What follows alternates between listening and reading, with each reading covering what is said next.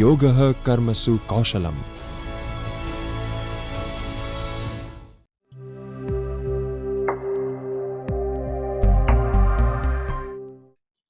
નમસ્કાર મિત્રો, આપને પ્રોમિસ કર્યું છે એમ દરરોજ એક નવો વિષય અને એક નવા રિસોર્સ પર્સન. આજે પણ આપની વચ્ચે હું લઈને આવ્યો છું એક નવા રિસોર્સ પર્સનને. પણ એ રિસોર્સ પર્સનની ઓળખાણ આપતા પહેલા મારે કહેવું છે કે ખરા અર્થમાં એક ઇન્ટરનેશનલ પર્સનાલિટી.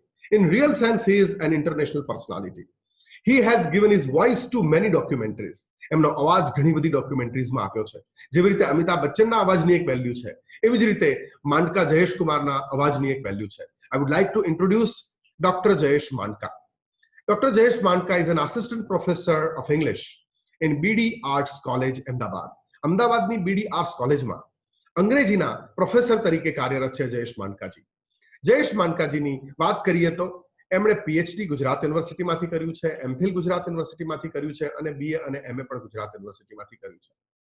વિવિધ રિફ્રેશર કોર્सेस, વિવિધ ઓરિએન્ટેશન કોર્सेस અને વિવિધ જગ્યાએ ભણવાનું અને ભણાવવાની એ એમનું હંમેશા એમનું એક બહુ ઇન્ટરેસ્ટિંગ કાર્ય રહ્યું છે. 16 વર્ષથી વધારે સમયથી શિક્ષણ કાર્યમાં આપણી સાથે જોડાયેલા છે. એમણે લગભગ 2006ની સાલથી યુજી અને પીજીમાં શિક્ષણ કાર્ય કર્યું છે. વિવિધ વિષયો પર રિસર્ચ કર્યું છે. એમણે જે વિષયો પર રિસર્ચ કર્યું છે એની વાત કરું તો આપને ખૂબ મજા આવશે. Shakespeare's Othello in study in the light of rasa principle. આપણી જે ભારતની રસ પરંપરા, રસ થિયરી છે, એને લઈને એમણે શેક્સપિયરના નાટક પર સંશોધન કર્યું છે. Humanism as reflected in the poetry of Rabindranath Tagore and Walt Whitman, એ વિષય પર એમણે એમનું પીએચડીનું સંશોધન કર્યું છે. અક્ષરધામમાં પબ્લિક રિલેશન ઓફિસર તરીકે ઘણા લાંબા સમય સુધી કામ કર્યું છે. અક્ષરધામ ઉપર ઘણા બધા રિસર્ચિસ કર્યા છે અને ઘણા બધા એમના આર્ટિકલ વિવિધ સેમિનારમાં પ્રગટ થયા છે. ઘણા બધા એમના રિસર્ચ પેપર્સ એ પબ્લિશ થયા છે અને એચઆરડીસીની વાત હોય કે પછી વિવિધ તાલીમ સંસ્થાઓની વાત હોય, ત્યાં એમણે ઘણી બધી જગ્યાએ પર્સનાલિટી ડેવલપમેન્ટ ઉપર, ડેલ લેબ વિશે, સંશોધન વિશે, કેવી રીતે સંશોધન કરવું જોઈએ, સંશોધનની પાયાની બાબતો કેવી છે, એ ઘણા બધા વિષયો પર એમણે ખૂબ જ રસપ્રદ રીતે કામ કર્યું છે. તો આટલી સરસ મલ્ટીફેસેટેડ પર્સનાલિટીને હું આપની સામે રજૂ કરું છું, ડોક્ટર જયેશ માંડકા. નમસ્કાર, હું doctor Jayesh Mandka, assistant professor Shrimati LNC Mehta arts college Ahmedabad, Guru Dakshta faculty induction પ્રોગ્રામમાં આપનું હાર્દિક સ્વાગત કરું છું. આપને જણાવતા મને આનંદ અને ગૌરવની લાગણી થાય છે કે સમગ્ર ભારતની યુનિવર્સિટીઓમાં વિશિષ્ટ એવી આપણી આ ગુજરાત યુનિવર્સિટી અને તેનું યુજીસી એચઆરડીસી સેન્ટર આવા અનેક અભિયાનો દ્વારા ફેકલ્ટીઝને ખૂબ જ ઉપયોગી થઈ રહી છે અને ખરેખર નોંધપાત્ર કાર્ય દર્શાવી રહી છે. યુજીસી એચઆરડીસી સેન્ટર અને તેના ડાયરેક્ટર ડોક્ટર જગદીશ જોશીએ કેટલાય એવા નવા અભિયાન આ કપરા સમયમાં આદર્યા છે કે જેણે સીમાચિહ્નરૂપ એક કાર્ય દેખાડ્યું છે. તાજેતરના આવા અનેક અભિયાનોમાંથી કદાચ 2-3 અભિયાનની સ્મૃતિ કરવાનું મને ગમશે. જેમ કે 2018-19ના વર્ષમાં UGC HRDC centre Ahmedabad Gujarat university દ્વારા ફર્સ્ટ ઓનલાઈન રિફ્રેશર કોર્સનું આયોજન કરવામાં આવ્યું, જેમાં દેશભરમાંથી 2500થી વધારે લોકોએ, પ્રોફેસર્સે ભાગ લીધો. ત્યાર પછીના વર્ષે ઓનલાઈન એન્યુઅલ રિફ્રેશર પ્રોગ્રામ યોજાયો કે જેમાં સમગ્ર ભારતમાંથી 9000થી વધારે અધ્યાપકો સામેલ થયા. એ ઉપરાંત આ બંને પ્રોગ્રામ એવા હતા કે જે સમગ્ર ભારતમાં આ પ્રકારના કાર્યક્રમો પહેલી વખત થઈ રહ્યા હતા અને એવી જ રીતે સમગ્ર ભારતમાં સૌથી પહેલી વખત ઓનલાઈન શોર્ટ ટર્મ કોર્સ એનું પણ યુજીસી એચઆરડીસી ગુજરાત યુનિવર્સિટી અમદાવાદે આયોજન કર્યું. 100થી વધારે કોર્સિસ ઓફર થયા અને એમાં સમગ્ર દેશભરમાંથી 4000થી વધારે અધ્યાપકો જોડાયા. આવા તો અનેક કાર્યક્રમો શિક્ષણ જગતના કલ્યાણ માટે, એના લાભ માટે થતા રહ્યા છે અને એમાંના જ એક કાર્યક્રમમાં આપ સૌનું હું હાર્દિક સ્વાગત કરું છું. વોટ ઇઝ રિસર્ચ એ આપણા ચર્ચાનો વિષય છે અને તેમાં સૌથી પહેલા આપણે શરૂઆત કરીશું પ્રોસેસ ઓફ રિસર્ચ વિશે. પ્રોસેસ ઓફ રિસર્ચને આપણે નકશા અથવા તો ગાઈડ સાથે સરખાવી શકીએ. નકશામાં કેટલાક રસ્તા રમણીય દેખાતા હોય છે, કેટલાક રસ્તા મુશ્કેલ જણાતા હોય છે, કેટલાક રસપ્રદ, આનંદદાયક અને ફળદાયી હોય છે. પણ એક વાત નક્કી છે કે કોઈ એક જ રસ્તો હંમેશા સાચો નથી હોતો અને કોઈ એક જ રસ્તો શ્રેષ્ઠ નથી હોતો.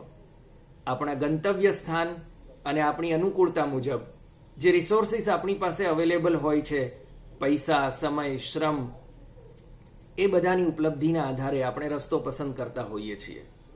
જ્યારે સમયની ખેંચ હોય ત્યારે આપણે સૌથી ઝડપી માર્ગ પસંદ કરીએ છીએ, અને જ્યારે આપણી પાસે હ્યુમન રિસોર્સિસ પૂરતા પ્રમાણમાં ઉપલબ્ધ હોય, આપણી પાસે સમય, પૈસા હોય, એવા ટાઈમે આપણે તદ્દન જુદો જ માર્ગ પસંદ કરતા હોઈએ છીએ.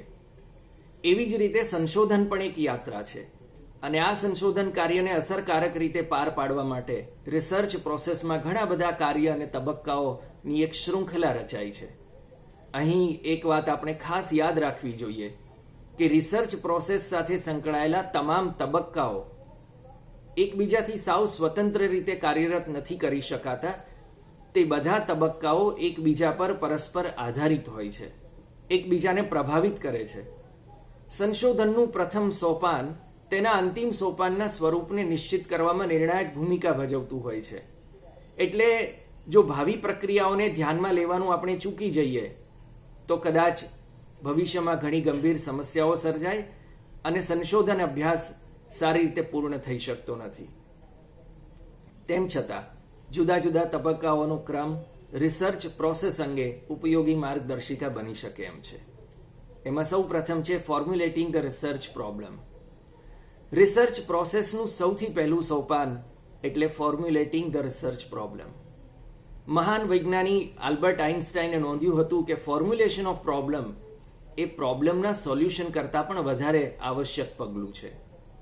પ્રોબ્લેમ સોલ્વ કરવો એના કરતાં એને વ્યાખ્યાયિત કરવો એ વધારે મહત્વનું કાર્ય છે.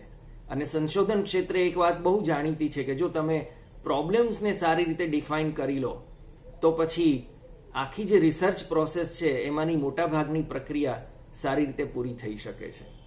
આપણે બધા જાણીએ છીએ કે પ્રોબ્લેમ ફોર્મ્યુલેશન એ રિસર્ચ પ્રોસેસમાં સૌથી મહત્વનું સ્ટેજ છે, અને તેમ છતાં મોટા ભાગના લોકો આ પ્રક્રિયાની અવગણના કરતા હોય છે. પ્રોબ્લેમ વ્યાખ્યાયિત કરતી વખતે જો કોઈ ક્ષતિ રહી જાય અથવા કોઈ બાબતને આપણે ચૂકી જઈએ તો પછીથી એ ભૂલને આપણે સુધારી શકતા નથી, અને અંતે એ ભૂલ આપણને ભારે પડી જાય છે, મોંઘી પડી જાય છે.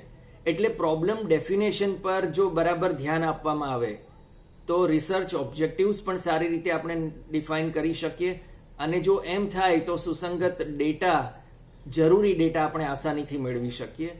અને ઘણીવાર જે બિનજરૂરી ડેટા એકત્રિત કરવામાં સમય અને શ્રમ વેડફાય છે એનાથી પણ આપણે બચી શકીએ. તો સૌ પ્રથમ આપણે એ સમજીએ કે વોટ ઇઝ રિસર્ચ પ્રોબ્લેમ.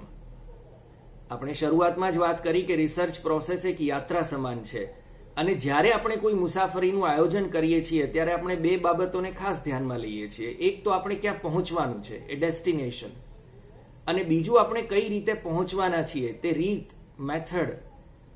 તો એ જ રીતે જ્યારે રિસર્ચ પણ એક યાત્રા સમાન છે ત્યારે એમાં પણ આપણે એ નક્કી કરવાનું છે કે what we want to find out and how we will find it out.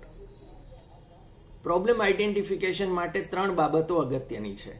પહેલું કે સંશોધકને પોતાને એ બાબતનો કોઈ અંગત અનુભવ હોય અથવા કોઈ બીજાનો અનુભવ એ જાણતો હોય. બીજું, સાયન્ટિફિક લિટરેચર. આપણે કેટલાક તારણો અને નિરીક્ષણ વિશે વાંચીએ અને આપણું ધ્યાન જાય કે આ સંશોધન પ્રક્રિયામાં કેટલીક બાબતોનો સમાવેશ નથી થઈ શક્યો, તો એની પૂર્તિ કરવાની પ્રેરણા સાથે આપણને એક ક્ષેત્રમાં રિસર્ચ કરવાની પ્રેરણા મળતી હોય છે.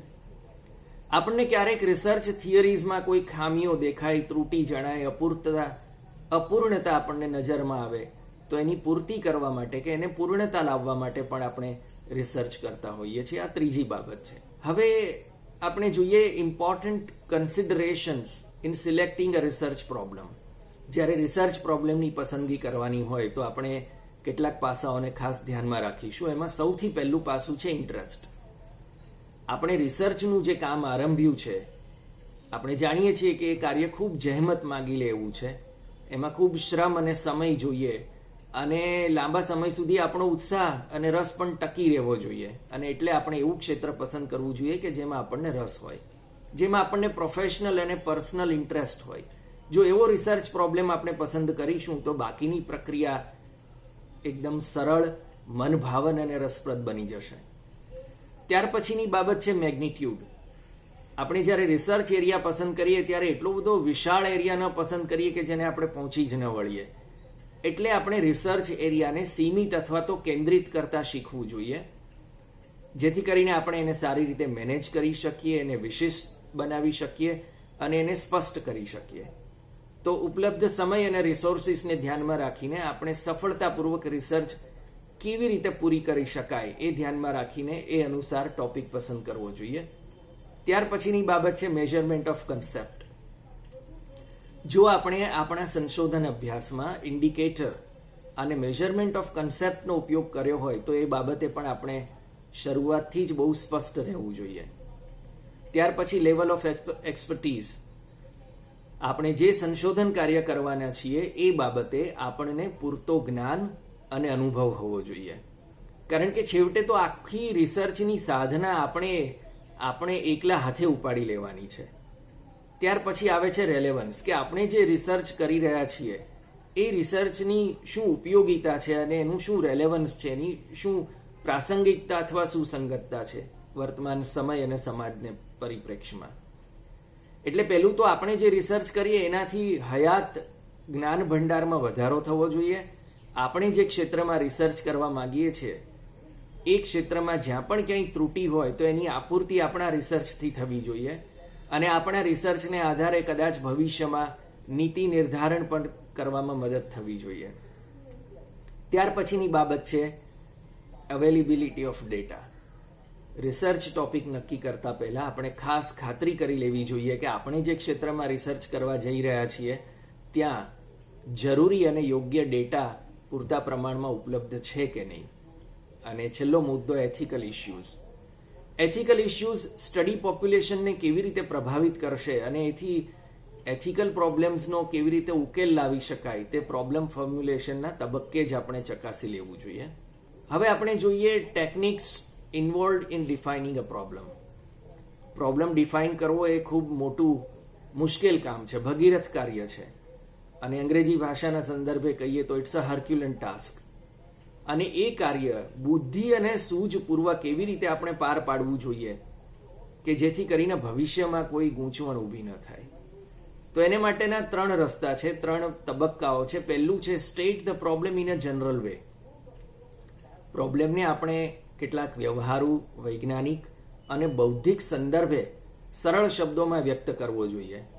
પ્રોબ્લેમની અભિવ્યક્તિ અસંબદ્ધ ન હોવી જોઈએ અને અમલને યોગ્ય હોવો જોઈએ પ્રોબ્લેમ. ત્યાર પછી બીજી બાબત છે understanding the nature of the problem.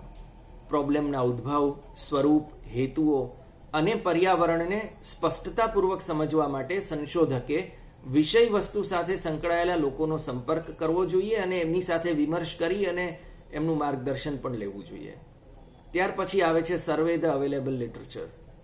સંશોધકે problem વિષયક ઉપલબ્ધ સાહિત્ય જેવું કે સંબંધિત સિદ્ધાંતો, અહેવાલો, દસ્તાવેજો અને અન્ય સંબંધિત સાહિત્યના નિરીક્ષણ અને ચકાસણી કરવા જોઈએ.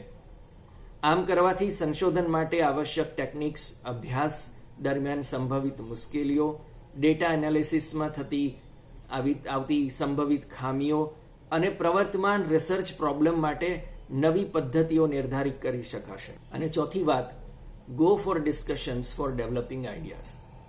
આપણે જે ક્ષેત્રમાં સંશોધન કરવાના છીએ એ વિષયનું જો આપણે આપણા સાથીઓ અને એ વિષય સાથે સંકળાયેલા અનુભવી લોકો સાથે ચર્ચા કરીએ તો આપણને ઘણા બધા નવા વિચારો પ્રાપ્ત થાય, પ્રોબ્લેમના વિવિધ પાસાઓનો પરિચય થાય, ઉપયોગી સલાહ સૂચન પ્રાપ્ત થાય અને પોતાના ક્ષેત્રમાં વધુ એકાગ્રતા પ્રાપ્ત થાય. અને આ પ્રકારની માર્ગદર્શક ચર્ચાઓ ફક્ત રિસર્ચ પ્રોબ્લેમ પૂરતી સીમિત રાખવાને બદલે આપણે જનરલ અપ્રોચ, ટેકનિક્સ અને સંભવિત ઉકેલો બાબતે પણ આપણે વિમર્શ કરી શકીએ. પાંચમી વાત, rephrase the research problem into a working hypothesis or working proposition. પ્રોબ્લેમને રીફ્રેઝ કરવો એટલે તેને એવી ચોક્કસ પરિભાષામાં વ્યક્ત કરવો કે જેથી તેને વર્કિંગ હાઇપોથેસિસ તરીકે વિકસાવી શકાય. એટલે રિસર્ચ ટોપિક સુસંગત હોવો જોઈએ, વર્ણનાત્મક હોવો જોઈએ, સરળ અને સ્પષ્ટ હોવો જોઈએ, ટૂંકો અને સચોટ હોવો જોઈએ, વિષય વસ્તુને પૂરેપૂરી આવરી લે તેવો વિશાળ હોવો જોઈએ, પણ તેની વ્યાખ્યા 14 થી 20 શબ્દોની મર્યાદામાં આપણે રિસર્ચ ટોપિકને વ્યાખ્યાયિત કરી શકીએ. ત્યાર પછીનો મુદ્દો છે extensive literature review. Literature review એ રિસર્ચ પ્રોસેસનો સૌથી લાંબો તબક્કો છે અને ઘણીવાર આપણે કહી શકીએ કે રિસર્ચ એઇમ્સ અને ઓબ્જેક્ટિવ્સની આપણે રચના કરીએ અને નિયત કરીએ એ પહેલાથી લિટરેચર રિવ્યુનો આરંભ થઈ જતો હોય છે. કારણ કે રિસર્ચરે એ ચકાસણી કરી લેવાની હોય છે કે તે જે રિસર્ચ પ્રોબ્લેમ પર કામ કરવાનો છે એના પર અગાઉ સંશોધન થઈ ચૂક્યું છે કે કેમ. જો કે લિટરેચર રિવ્યુનો મુખ્ય ભાગ તો એક વખત રિસર્ચ એઇમ અને રિસર્ચ ઓબ્જેક્ટિવ્સની રચના થઈ જાય ત્યાર પછી જ વિધિવત શરૂ થાય છે. એક વખત પ્રોબ્લેમ ફોર્મ્યુલેટ થઈ જાય ત્યાર પછી સંશોધકે પ્રોબ્લેમના પ્રકાર, સ્વરૂપ વિષયક વ્યાપક લિટરેચર સર્વે કરવો જોઈએ અને એ માટે સૌપ્રથમ જર્નલ્સ, પ્રકાશિત અને અપ્રકાશિત બિબ્લિયોગ્રાફીઝની વિગતો અને સારાંશ નોંધવામાં આવે છે. વળી academic journals, conference proceedings, government reports, books, periodicals અને ન્યૂઝપેપર વગેરે વિસ્તૃત સાહિત્યનું નિરીક્ષણ પણ કરવામાં આવે છે. આમ લિટરેચર રિવ્યુ કરવાથી રિસર્ચ પ્રોબ્લેમ અંગે સ્પષ્ટતા અને એકાગ્રતા આવે છે, મેથોડોલોજીમાં સુધારો થાય છે અને જ્ઞાનનો વિસ્તાર પણ થાય છે. ત્યાર પછી ડેવલપિંગ ધ ઓબ્જેક્ટિવ્સ. આપણે અભ્યાસ દ્વારા જે લક્ષ્યાંકો સિદ્ધ કરવા માંગીએ છીએ એને ઓબ્જેક્ટિવ્સ કહે છે. ઓબ્જેક્ટિવ્સને સ્પષ્ટતાથી વ્યક્ત કરવા બહુ જરૂરી છે. ચોથો મુદ્દો ફોર્મ્યુલેશન ઓફ હાઇપોથેસિસ. વિશદ લિટરેચર સર્વે કર્યા બાદ સંશોધકે સ્પષ્ટ શબ્દોમાં વર્કિંગ હાઇપોથેસિસ કે હાઇપોથેસિસની રચના કરવી જોઈએ. વર્કિંગ હાઇપોથેસિસ એ આપણા અભ્યાસના પરિણામ વિશે આપણે બાંધેલી કામચલાઉ ધારણા છે કે જેની લોજિકલ અને એમ્પિરિકલ કોન્સિક્વન્સીસની ચકાસણી કરવામાં આવે છે. ફોર્મ્યુલેશન ઓફ હાઇપોથેસિસથી અભ્યાસમાં એકાગ્રતા આવે છે. રિસર્ચ પ્રોબ્લેમના કયા પાસાઓનું આપણે સંશોધન કરવાનું છે એનું જ્ઞાન પ્રાપ્ત થાય છે, કયો ડેટા મેળવવો જરૂરી છે અને કયો ડેટા આપણા માટે બિનજરૂરી છે એનો પણ ખ્યાલ આવે છે. અને પાંચમી બાબત રિસર્ચ ડિઝાઇન. જરૂરી માહિતી એકત્રિત કરી તેનું વિશ્લેષણ કરવાની પદ્ધતિઓ અને પ્રક્રિયાઓ નિર્ધારિત કરતો માસ્ટર પ્લાન એટલે રિસર્ચ ડિઝાઇન, જેમાં માહિતી સ્ત્રોત, ડિઝાઇન ટેકનિક જેવી કે સર્વે, એક્સપેરિમેન્ટ વગેરે, સેમ્પલિંગ, મેથોડોલોજી, સંશોધન કાર્યનું સમયપત્રક અને સંશોધનનો ખર્ચ આ બધું નક્કી કરવાનું હોય છે. એટલે ટૂંકમાં સમસ્ત રિસર્ચનું કાર્ય જે છે એનું આયોજન આમાં આવરી લેવામાં આવે છે. જેમ કે selecting the appropriate research design. સૌથી પહેલા કઈ રિસર્ચ ડિઝાઇન આપણે સિલેક્ટ કરવી એની 4 બેઝિક ટેકનિક્સ છે: સર્વે, એક્સપેરિમેન્ટ, સેકન્ડરી ડેટા અને ઓબ્ઝર્વેશન. અભ્યાસના હેતુઓ, ડેટાના ઉપલબ્ધ સ્ત્રોત, નિર્ણય લેવાની ઉતાવળ અને ડેટા મેળવવા માટેનો ખર્ચ, આ બધા પરિબળો ડિઝાઇન ટેકનિક્સની પસંદગીને અસર કરે છે. ત્યાર પછી આવે છે કલેક્ટિંગ ડેટા. પૂરતા પ્રયત્ન, સમય અને ખર્ચને અંતે સુસંગત પુરાવાઓ પૂરા પાડવા એ રિસર્ચ ડિઝાઇનનું કાર્ય છે. Collecting the primary data. Survey અથવા પ્રયોગો દ્વારા પ્રાઇમરી ડેટા એકત્રિત કરવાની રીતો આ પ્રમાણે છે, જેમ કે through personal interview, through telephonic interview, by questionnaires અને થ્રુ શેડ્યુલ્સ. હવે જોઈએ આપણે કે સેકન્ડરી ડેટા કેવી રીતે આપણે કલેક્ટ કરીશું. તો સેકન્ડરી ડેટા એકત્ર કરવા માટે સબ્જેક્ટ બુક્સ, જર્નલ્સ, રિપોર્ટ્સ, પિરિયોડિકલ્સ અને ન્યૂઝપેપર વગેરેનો ઉપયોગ કરી શકાય. શક્ય હોય ત્યાં સુધી સેકન્ડરી ડેટાનો ઉપયોગ કરવો એક સારી એથિકલ રિસર્ચ પ્રેક્ટિસ છે. ત્યાર પછી આવે છે એનાલિસિસ ઓફ ડેટા. રિસર્ચના એઇમ અને ઓબ્જેક્ટિવ સર કરવા માટે ડેટા એનાલિસિસ બહુ મહત્વનું છે. ડેટા પ્રેઝન્ટેશન અને ઇન્ટરપ્રિટેશન માટે ફ્રીક્વન્સી ટેબલ, બાર ચાર્ટ્સ, પાઈ ચાર્ટ્સ, ક્રોસ ટેબ્યુલેશન અને પર્સન્ટેજ ટેકનિક્સનો ઉપયોગ કરી શકાય. ત્યાર પછી આવે છે ઓબ્ઝર્વેશન, રિઝલ્ટ એન્ડ ડિસ્કશન. એમાં હાઇપોથેસિસ ટેસ્ટિંગ. જો શરૂઆતમાં હાઇપોથેસિસ ફોર્મ્યુલેટ કરી હોય તો ડેટા એનાલિસિસને અંતે સંશોધક એ ચકાસવાની સ્થિતિમાં આવે છે કે ખરેખર હકીકતો હાઇપોથેસિસનું સમર્થન કરે છે કે તેનાથી વિપરીત હોય છે. એફ ટેસ્ટ અને ટી ટેસ્ટ વગેરે ટેસ્ટની મદદથી હાઇપોથેસિસનું ટેસ્ટિંગ થઈ શકે. ઘણીવાર એવું બને કે સંશોધકે શરૂઆતમાં કોઈ હાઇપોથેસિસ નક્કી જ ન કરી હોય તો એ વખતે ડેટાના આધારે જનરલાઇઝેશન સ્થાપિત થઈ શકે. જનરલાઇઝેશન અને ઇન્ટરપ્રિટેશન. રિસર્ચનું ખરું મૂલ્ય જ એમાં છે કે તે અંતે કોઈ નિશ્ચિત જનરલાઇઝેશન પર પહોંચવાની ક્ષમતાને પ્રાપ્ત કરે. જો એક જ હાઇપોથેસિસનું વારંવાર પરીક્ષણ કરવામાં આવે અને દર વખતે તે કસોટીમાં પાર ઉતરે તો સંશોધક જનરલાઇઝેશન પર પહોંચે છે. એટલે એકના એક પ્રકારનો ટેસ્ટ આપણે વારંવાર કરીએ અને દરેક વખતે આપણને સરખું પરિણામ મળે તો એના આધારે આપણે કોઈ સિદ્ધાંત અથવા તો થિયરીને તારવી શકીએ છીએ અને આ રીતે સિદ્ધાંતની સ્થાપના થાય છે. જો સંશોધનની શરૂઆતમાં સંશોધકે કોઈ હાઇપોથેસિસ નક્કી ન કરી હોય તો તે કોઈ સિદ્ધાંતને આધારે પોતાના ફાઇન્ડિંગ્સની સમજૂતી આપી શકે છે. ત્યાર પછી preparation of the report or the thesis, એટલે અંતે પોતે જે કંઈ સંશોધન કાર્ય કર્યું છે તેનો સંશોધકે એક રિપોર્ટ તૈયાર કરવાનો હોય છે, જેના શરૂઆતના પાનાઓમાં ટાઇટલ, એકનોલેજમેન્ટ્સ, ફોરવર્ડ અને ઇન્ડેક્સ હોય છે. અને ત્યાર પછી જે રિપોર્ટની મેઇન બોડી હોય છે તેમાં મેઇન ટેક્સ્ટમાં ઇન્ટ્રોડક્શન, રિવ્યુ ઓફ લિટરેચર અને મેથોડોલોજીની વિગતવાર રજૂઆત કરવામાં આવે છે. અને ત્યાર પછી આવે છે કન્ક્લુઝન્સ અને ઇમ્પોર્ટન્ટ ફાઇન્ડિંગ્સ. ડેટા એનાલિસિસના પરિણામો રિસર્ચના અંતિમ તારણો આપે છે જે આપણે સંબંધિત લોકોને જણાવી શકીએ. એટલે રિસર્ચનું સૌથી છેલ્લું સોપાન રેકમેન્ડેશન્સ આવે છે કે જેમાં આપણે લાગતા વળગતા લોકોને આપણી રિસર્ચના તારણોને આધારે માર્ગદર્શક રૂપ રેકમેન્ડેશન્સ આપી શકીએ. તો આ વાત થઈ રિસર્ચ પ્રોસેસની અને હવે પછી આપણે ટાઈપ્સ ઓફ રિસર્ચ વિશે ચર્ચા કરીશું.